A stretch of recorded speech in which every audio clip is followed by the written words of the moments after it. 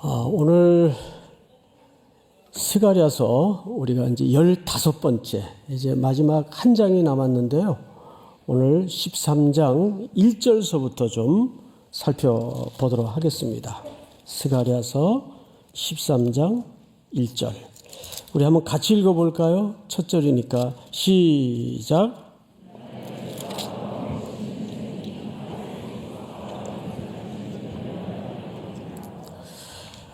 여기 그날에 죄와 더러움을 씻는 이런 표현이 나오죠. 죄는 뭘 얘기하는 것이고 또 더러움은 뭘 얘기하는 것일까? 뭐 같은 말 아닐까? 근데 여기서 이렇게 굳이 따로 구분해서 표현하는 것은 내용 자체가 다르기 때문입니다. 죄라는 표현은 윤리나 도덕적인 일상에서 벌어지는 죄를 얘기하는 것이라면 더러움은 제의적 타락을 얘기합니다. 그러니까 예배를 드릴 때 오늘식으로 표현하자면 예배의 타락을 얘기하는 거죠. 그럼 그 당시 예배가 어떻게 타락이 되었었는가? 우선 제사장의 타락과 거짓 선지자들이 많았어요. 거짓 예언을 합니다.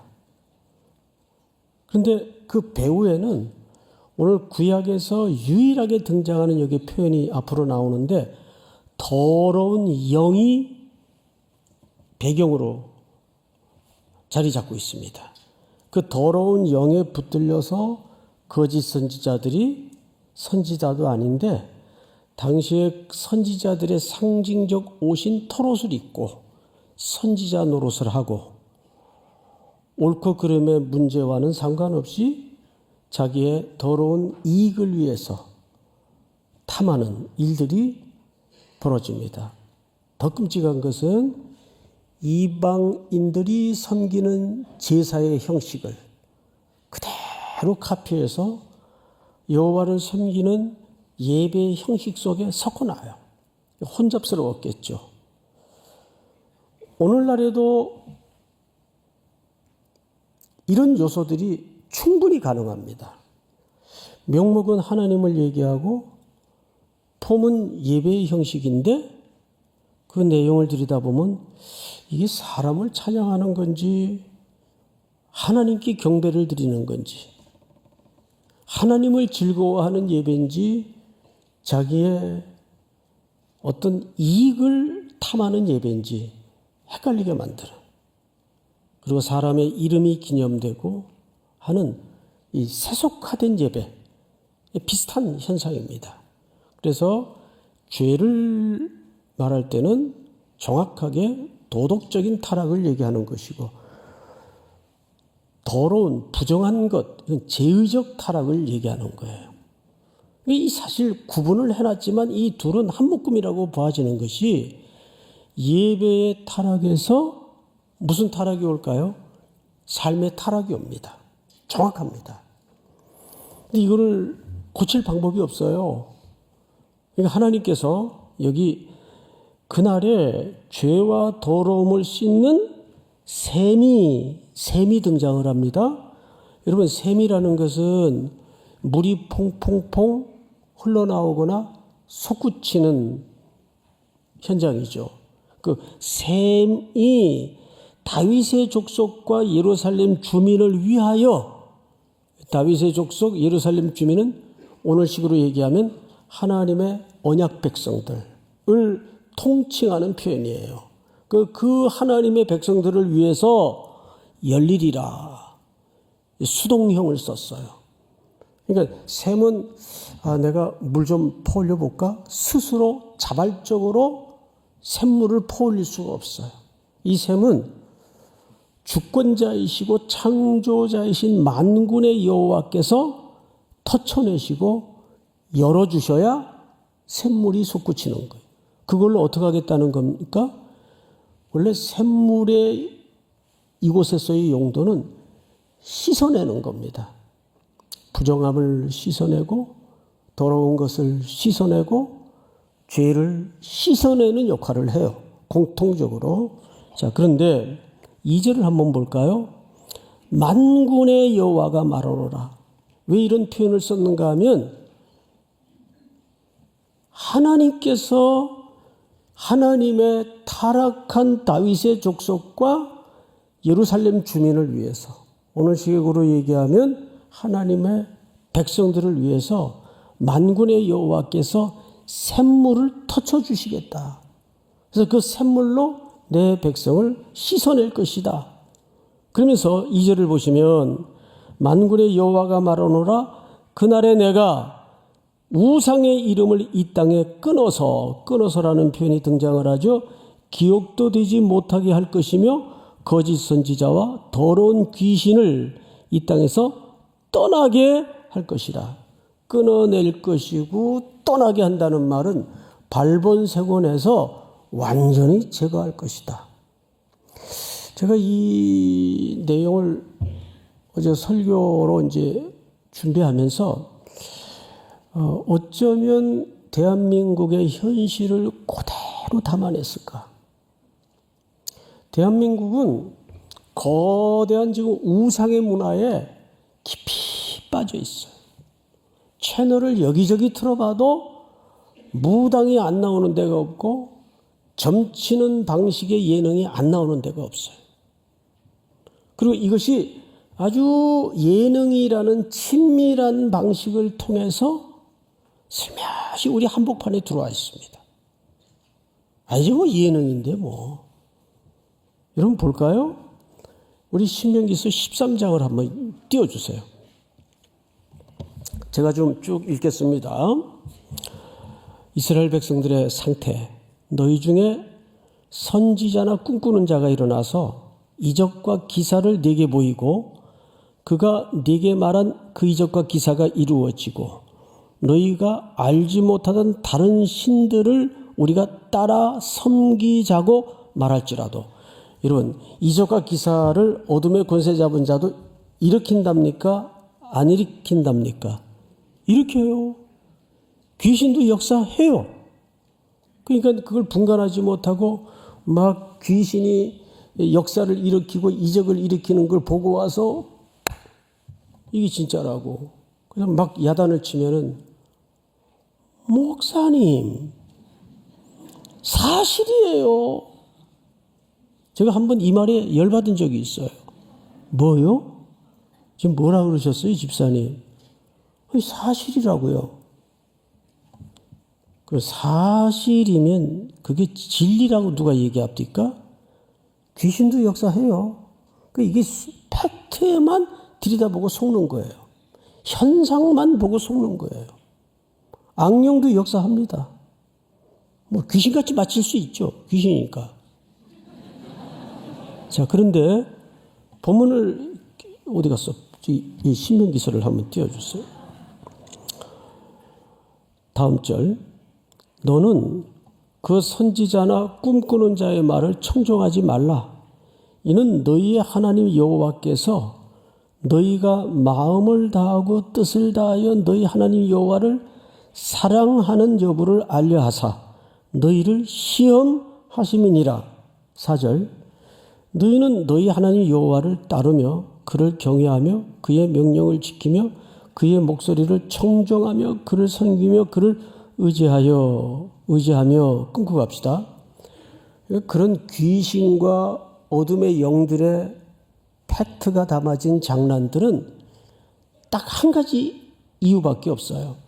어떻게 하든 하나님의 언약 백성들을 하나님의 사랑과 보호와 그늘 아래서 떨구어 놓는 게 유일한 목적입니다.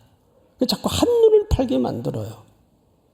이 시대가 얼마나 한눈 팔게 지금 점점점 쌓여져 갑니까?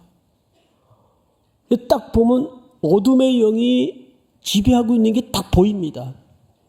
결국 이 세상의 구조는 큰 싸움이 하나 있는데 어둠의 우두머리와 진리의 영시 하나님의 영역과의 싸움이에요. 간단해요. 이거 외에는 다 부수적인 싸움입니다. 다음 절을 볼까요? 그런 선지자나 꿈꾸는 자는 어떻게 단호하게 얘기합니까? 여기 죽이라는 말은 야 하나님 잔인하다 이렇게 이해해서는 안 되고 하나님이 그런 하나님을 대적하는 영역에 대해서는 추호도 양보 없이 단호하다 그 말이에요. 죽이라. 이는 그가 너희에게 너희를 애굽 땅에서 인도하여 내시며 종되었던 집에서 속량하신 너희 하나님 여호와를 배반하게 하려 하며 의도가 드러나죠. 배반하게 하려 하며 너희의 하나님 여호와께서 네게 행하라 명령하신 도에서 너를 꿰어 내려고 말하였습니다. 이게 다 속임수예요. 너는 이같이 하여 너희 중에서 악을 제할지니라. 오늘 말씀과 똑같죠? 다음 절. 이 부분 잘 들어보세요. 네 어머니, 아들, 그 모자지간이겠죠? 네 형제, 네 자녀, 네 품의 아내나 너와 생명을 함께하는 친구가 가만히 너를 꿰어 이르기를 너와 네 조상들이 알지 못하던 다른 신들을 섬기게 만들어요. 그런데 6절에 열거된 모자지간, 형제지간, 자녀, 품의 아내, 생명을 같이 하던 친구들, 공통분모가 뭐예요? 공통분모가 뭐예요? 친밀감입니다. 제일 친근한 관계예요. 근데 유혹이 사탄이 꽤나 많아요. 전혀 엉뚱한 사람으로 통로를 만들어서 들어오질 않고 이런 의리, 신의 또는 친밀감으로 들어와서 하나님께로부터 떨어뜨려 놓습니다. 뭐 우리 아버지가 말씀하시는데 뭐. 내 정말 신뢰할 수 있는 친구가 얘기하는 건데 뭐. 전혀 의심 안 하고. 그런 친밀감을 통해서 혈육을 통해서 하나님의 사랑으로부터 하나님의 백성들을 끊어내려 합니다. 그런데 하나님은 하나님의 사랑에서 떨어져 나가는 문제는 영원히 죽느냐, 영원히 사느냐의 문제이니까 추호도 0.1%도 양보가 없어요. 죽이라. 그렇게 유혹하는 영역들은 단호하게 죽이라. 진멸하라. 다음 절을 볼까요? 곧 네 사방을 둘러싸고 있는 민족, 곧 네게서 가깝든지 네게서 멀든지 땅 이 끝에서 저 끝에 있는 민족의 신들을 우리가 가서 섬기자 할지라도. 다음 절. 너는 그를 따르지 말며 듣지 말며 긍휼히 여기지 말며 애석히 여기지 말며 덮어 숨기지 말고 너는 용서 없이 그를 죽이되 죽일 때에 네가 먼저 그에게 손을 대고 후에 뭇백성이 손을 대라. 여기 용서 없이라는 말은 기독교는 용서의 종교가 아니냐. 여러분 이 부분은 타자의 개념으로 이해를 하지 말고 자기 안에 내면의 세계라고 이해를 해야 돼요. 우리 안에 그런 게 얼마든지 파고 들어와서 둥지를 틀 수가 있단 말이에요. 10절. 그는 애굽 땅 종되었던 집에서 너를 인도하여 내신 네 하나님 여호와에게서 너를 꿰어 떠나게 하려 한 자이니 너는 돌로 어떻게 하라? 쳐 죽이라. 여기서는 붉은 글씨로 돌로 쳐 죽이라고 돼 있어요. 그런 자를. 단호하게. 이제 이 대목을 나중에 재차 오늘 본문을 기초로 해서 이게 어떤 부분과 연관성이 있는가 설명을 하겠습니다. 이 돌로 쳐 죽이라는 말은 오늘 스가랴 선지자는 이런 자들을 칼로 쳐라 그랬어요. 칼로. 돌과 칼이 바뀌었어요. 11절 다 같이. 시작. 그리하면 온 이스라엘이 듣고 두려워하여 이 같은 악을 다시는 너희 중에서 행하지 못하리라. 아멘. 자, 그대로 우리 오늘 본문 3절을 들여다보십시다. 3절. 사람이 아직도 예언할 것 같으면 그 낳은 부모가 그에게 이르기를 네가 여호와의 이름을 빙자하여 거짓말을 하니 살지 못하리라 하고 낳은 부모가 그가 예언할 때에 칼로 그를 어떻게 하도록 되어 있어요? 찌르리라. 이건 무슨 관계죠? 둘이가? 엄마와 부자 지간의, 모녀 지간의, 모자 지간의 관계예요. 부모라도 자기 자식이 여호와 이름을 빙자해서 우상 숭배할 때는 어떻게 하라 그랬어요? 칼로 찌르라. 근데 이것을 신명기서에서는 우리가 뭘로 확인했죠? 돌로 쳐서 죽이라로 확인을 했어요. 왜 이렇게 단호하게 성경은 설명할 수밖에 없었는가 하면 4절을 잘 보세요. 이 거짓 선지자들의 이제 들통이 난 행태인데 4절. 그날에 선지자들이 예언할 때에 그 환상을 각기 부끄러워할 것이며 사람을 속이려고 털옷도 입지 아니할 것이며, 이 무슨 얘기냐 하면 선지자들이 참 예언을 할 때 거짓말로 예언하고 거짓말로 백성들의 고열을 빨아먹고 이익을 챙겼던 거짓 선지자들이 자기들의 과거의 행적을 그날이 오면 부끄러워하는 날이 온다 그 말이에요. 그래서 털옷을 입었다 그랬어요? 벗었다 그랬어요?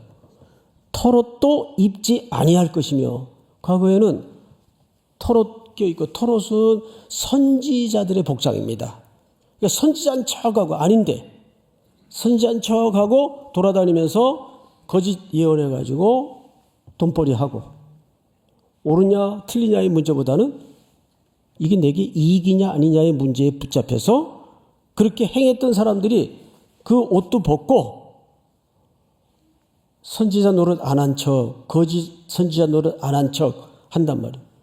그러면서 이런 얘기를 하죠. 5절에 말하기를 나는 선지자가 아니요 나는 농부라. 난 옛날부터 그 농사 지었던 농사꾼입니다. 자기 과거 이력을 세탁하고 과거 이력을 속이는 일들이 일어날 것이다. 이게 회개입니까? 이게 회개 한 척 하는 거죠. 거짓 회개입니다. 5절 말하기를 나는 선지자가 아니요 나는 농부라. 내가 어려서부터 사람의 종이 되었노라 할 것이요. 회개하는 척 하는 거예요. 아닌 척 하는 거예요. 거짓 회개죠. 6절 다 같이 시작. 어떤 사람이 그에게 묻기를 내 두 팔 사이에 있는 상처는 어찌 됨이냐 하면 대답하기를 이는 나의 친구의 집에서 받은 상처라 하니라. 어떤 사람이 이제 그렇게 말하는 과거의 거짓 이력을 가졌던 거짓 선지자에게 그러면 너 양팔의 그 상처가 뭐냐? 이 말은 전형적인 이방 이교도들의 흉내를 내서 거짓 선지자 노릇하면서 그 선지자들의 흉터를, 그러니까 이방 이교도들의 제의적 형태를 몸에 흔적으로 남긴 거예요. 이것이 그 양팔 사이에 너 흉터가 뭐냐? 그래서 이건 친구네 집에서 놀다가 다친 겁니다. 이렇게 거짓말을 하는 거예요. 6절 끝을 볼까요?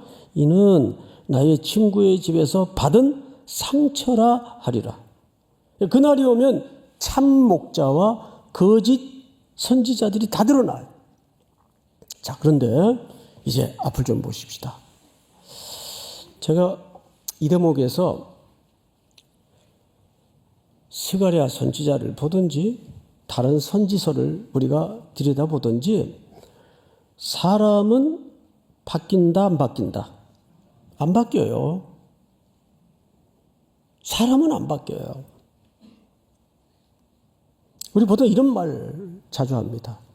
내가 하나님께 영광을 가려서는 안 되는데 내가 살면서 하나님께 그래도 영광을 돌리면서 살아야 될 텐데 이제 그걸로 많이 스스로 정죄감에 빠지거나 자책감에 충만해서 괴로워하는 성도들이 의외로 많아요. 전들 안 그랬겠어요? 젊을 때부터 내가 평생 이 길을 가면서 하나님 영광을 가리지 않아야 될 텐데 영광을 돌려야 될 텐데 어느 날 야 송택은 너 웃기지 마라. 야, 네가 영광을 만들어서 나한테 돌린다고 생각하니? 네가 이상한 짓 한다고 내가 영광을 못 받을 것 같냐? 내 영광은 내가 스스로 취하는 거야. 깜짝 놀랐어요.